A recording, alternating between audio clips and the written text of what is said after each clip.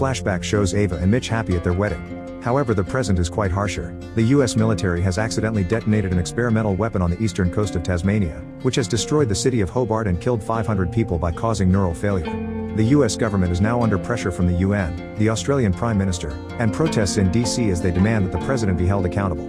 News reporters want to travel to disaster zones, but they aren't allowed and haven't been told why. Mitch was on a business trip in Hobart when the incident happened and Ava desperately tried to call him, but he didn't answer. She's now on a flight to Australia as a volunteer for a military cleaning operation, hoping she may find Mitch in the process. The other people in the plane are volunteers too, and an elderly lady is also hoping to find her loved ones alive.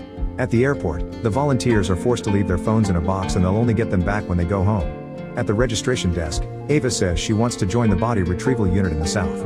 However, the officer explains nobody is going south yet because the city is still burning, so for now Ava will have to work in other areas and wait.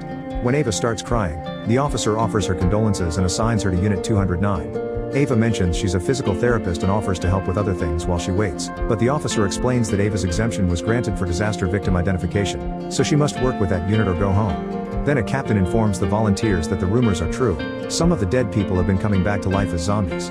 If any of the civilians encounter one, they must alert the soldiers to take care of it. Ava thinks about her life with Mitch and hopes he's fine. Afterward, Ava's unit gets on a bus, and during the trip, a man asks how many dead people have come back.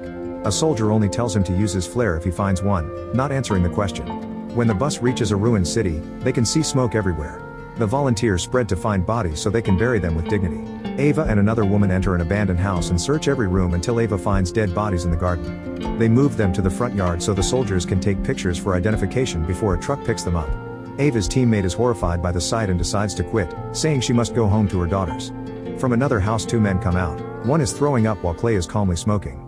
The puking man also quits and Clay shares a look with Ava, so they agree to team up. Clay breaks down the door of another home and the duo finds a dead old man on a couch. There also are dead fish in a bowl. The smell in the house is awful and Ava wonders why Clay doesn't wear a mask, but he just answers with a joke. The duo keeps going from house to house gathering bodies and working together to move them when they're too big. In one of the homes, Ava sees a wedding picture that makes her think about her own wedding. When it's lunchtime, all the volunteers eat together and talk about the situation. A woman thinks the military should be capturing the zombies to study them instead of killing them. On the road, the elderly lady finds her son in a truck and cries as she asks him to wake up, but the body doesn't move. In a store, Ava finds a baby cradle and thinks about the last time she took a pregnancy test. It was negative like all the other times she tried, but Mitch comforted her and said it'd happen eventually. At that moment, Ava hears some screaming and turns around to see a woman with a flare asking for help. The soldiers rush into the building and open fire to kill the zombie. In the next house, Ava and Clay find a very nice car in the garage. Ava notices some bloodstains on the floor and follows them until she discovers a zombie hiding behind the furniture. She immediately alerts